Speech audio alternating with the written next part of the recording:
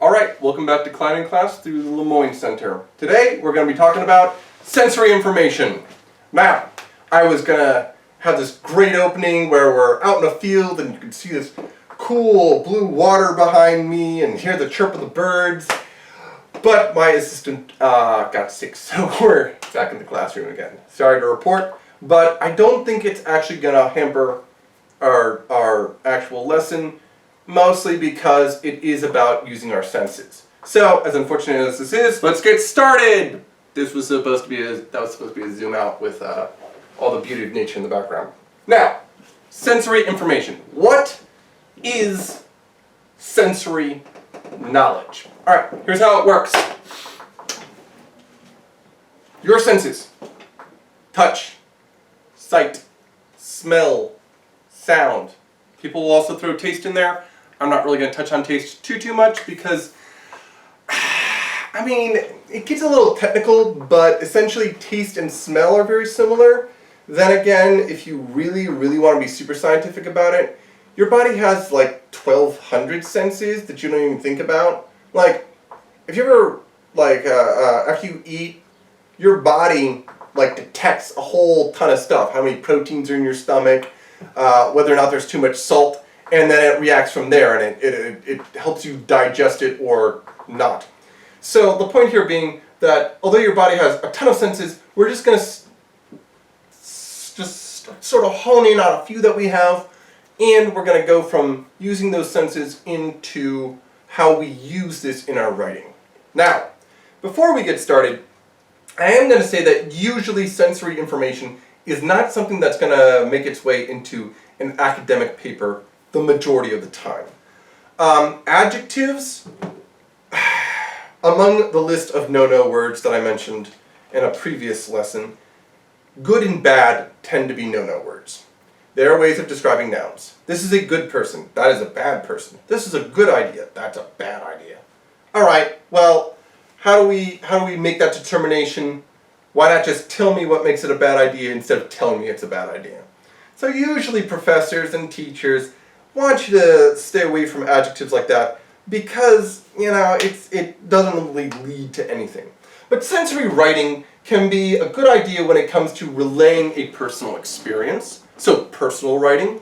It's very beneficial when you're trying to describe something that most people don't get to experience. Your first bike ride. To really capture the emotion of that is a great idea. And sensory writing is a great way of doing that.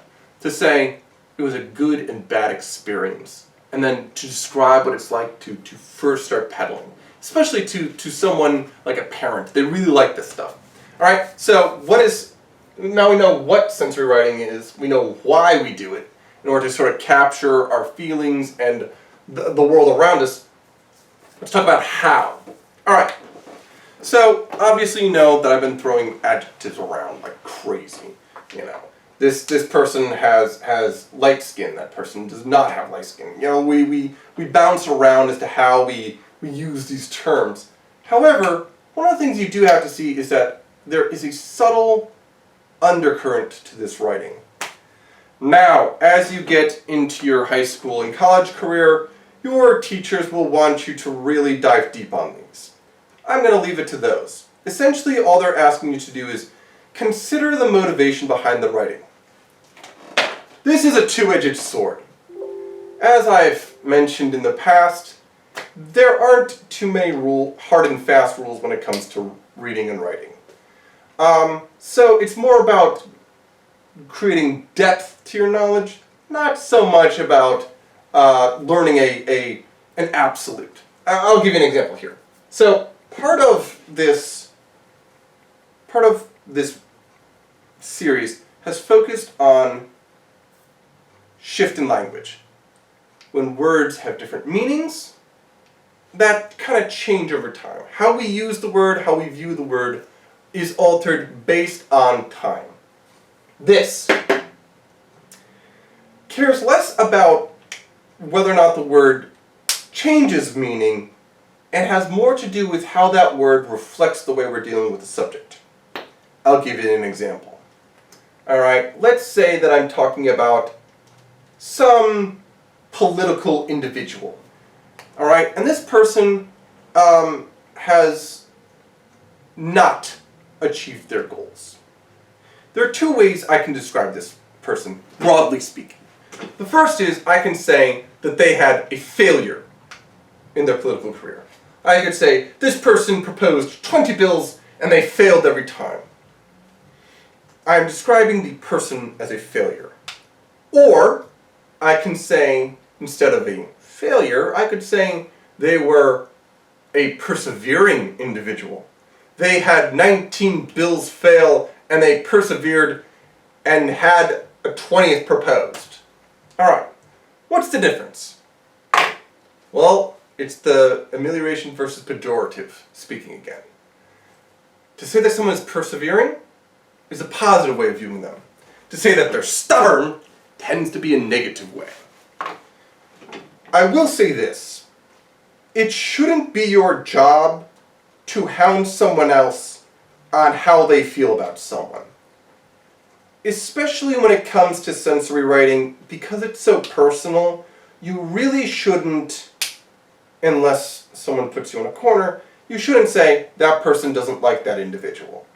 Well, the reason that you say that this person is persevering is because you have some sort of personal motivation and you like them, and therefore you call them persevering and not stubborn. Or the vice versa can also be true, wherein you're saying, the reason you're saying this person is stubborn is because you don't like them and you don't want to see them succeed. It is what it is. I don't want you to judge too harshly when someone uses sensory information. You shouldn't police language like that. You should simply be aware of what's happening and then use it to make an informed decision. Now, here's how authors can use this language. Let's say I'm going to describe my own skin. I could say that my skin is pale. Well, what else is pale? How do we usually use this term?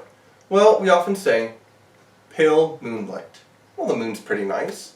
It's beautiful. It's a high, prominent member of many, many different religions. It helps us keep track of time. It helps give us light at night.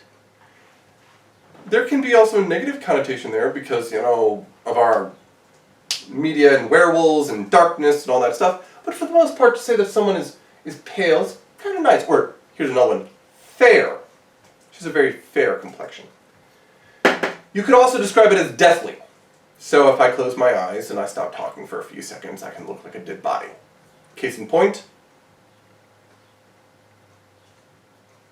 So, this tends to be kind of nasty though. Say you have deathly skin, is to say that I'm dying, perhaps I have an infectious disease, I'm not healthy, and being healthy tends to be remarked in a very positive way in our society. So, how you describe someone, as simple as the way that they appear, can be either positive or negative. Now, before you go too crazy on this idea, I want to double down on the don't religiously, adamantly insist on this stuff. Because if you say, well, you describe them as pale instead of deathly, how dare you? It doesn't matter too much, but it should inform you as to how the writer views this person, and especially in novels, how you're supposed to. So if they're described as deathly, they can often be an ominous figure, but that doesn't mean they're a bad person. They can be deathly in that they're a good person who's going through a hard time right now. Or you can describe someone as the pale writer, but the pale writer is actually a way of talking about death itself. So it's a very complex system here, but what you do need to think about is the way you describe someone in their senses does reflect how you feel about them. Next, sound. On this one, I'm going to focus on voices. Now, in the past, when I've taught on this subject, I like to focus a little bit on music. There's a sick beat. And even as I say that, I can hear something in my head. Or it's catchy. Okay? You can use this to describe your favorite song to someone who's never heard it, and then they can kind of understand what you mean by all of that. Well, and oh, by the way, let me pause for a second here and say, to say that something is a sick beat is another example of shift in language. You may say, well, a sick beat is a pejorative way of speaking of it. It's attacking the song itself and by extension the musician. Not necessarily. To say it's a sick beat is often a positive thing. So don't be too wrapped up in trying to figure out whether someone likes something or doesn't, and just understand the background connotations. To call something a sick beat says that it's a way of affecting you.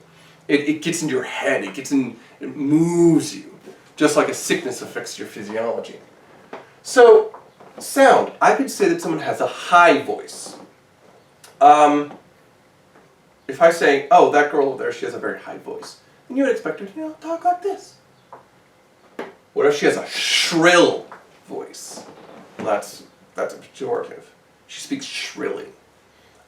It brings up the idea of a shrew or a small, pestilent animal, vermin, mice, rats, blood-sucking mosquitoes. We associate high, shrill sounds with negative things. So, depending upon how you speak about it, it can be a bad thing. Once more, this can be sliced a million ways. I mean, you could say she has a high, shrill voice. Maybe that's just the way it is, but you can also use that as a contrast to saying, someone had a deathly complexion and a shrill voice, but she was the nicest person. So it's it's more of a storytelling method than it really is an attack. It can be used as an attack, but it's just to sort of get you to experience things on a more realistic level. To say that, I felt my stomach drop out underneath me. You know what that feels like when you're on a roller coaster and that something drops you down. That pause where your heart isn't beating fast enough. You're scared for your life even though you know you're safe. By bringing up these senses, by bringing up what you experience in these moments, it can help you to relay information and how you feel personally. That's a lot of what perspective is. That doesn't mean you should override how someone else may feel about that experience. You could say, she had a shrill voice and a deathly face. I felt my stomach drop out from underneath me as I started talking to this horrifying woman. Someone else might say, oh, she's the nicest person I've ever met. What are you talking about? It's okay to have different perspectives on how you talk to this person or think about this person. That doesn't invalidate someone else's, and it doesn't invalidate your own. It just means that this is the kind of experience you had. And it can be important to share experiences so we understand where someone else is coming from with how they deal with the situation or how they view another person. And so it's nice to study the language that they use to describe that person. Are they pale? Are they fair-skinned? Or are they deathly? Are they what was the other one? Light. Next. Deep versus growly. Once more, this is not such a, I heard this metaphor the other day. It's not black and white morality, it's blue and orange. They're just shades here. Alright, if I said someone has a growly voice, you may think of them as scary and as ominous. Dogs growl when they're angry, but they can also be very protective. So say someone has a growly voice. It can actually be a good thing because we like dogs. On the other hand, you might say that someone has a deep voice. But another way of saying that is a booming voice. The way that you describe how someone talks can affect the way that people view them. It can affect how you view them or how you think of them. So sometimes it can be nice to write down how you feel, and this is, by the way, your challenge for the day. Write down, do not put their names. Write down someone you know about. It can be a famous person, it can be a relative or a friend, and only describe them not based on their name, but just based on physiological qualities. Mousy hair, or she has a speckling of freckles. Just, play around with it a little bit. And then you'll see whether or not people think you like them, or, how you view them. Is it I shouldn't say positive or negative, but it can inform you as to the things about them how you're engaging with them. To say that someone has mousy hair is a great way of saying that they're like a mouse. And mice can be vermin, but mice are also kind of adorable, like Mickey Mouse. Next, Moving very quickly here because we're running out of time. Smell. You can describe someone's smell as sour, or you can say they smell bitter. It's both bad, usually, but it does depend on how you want to talk about the person. You can say that someone had a bitter air about them as a way of describing how they treat other people. You could say someone has a sour smell based on the kind of person they are.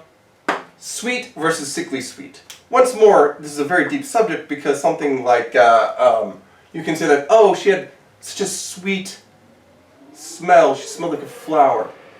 But if it's a person that you're trying to make people dislike, you can say it's sickly sweet.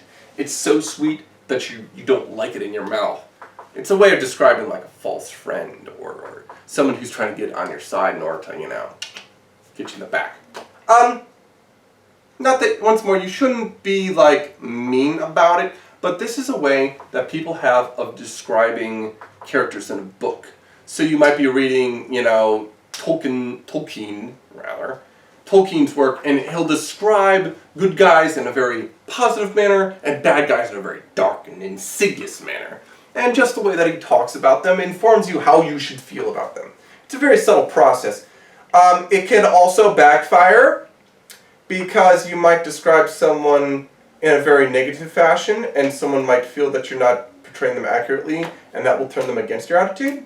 So this is usually best for fictional characters. It can also be very good for informing a person as to especially when it comes to the sense of smell / taste.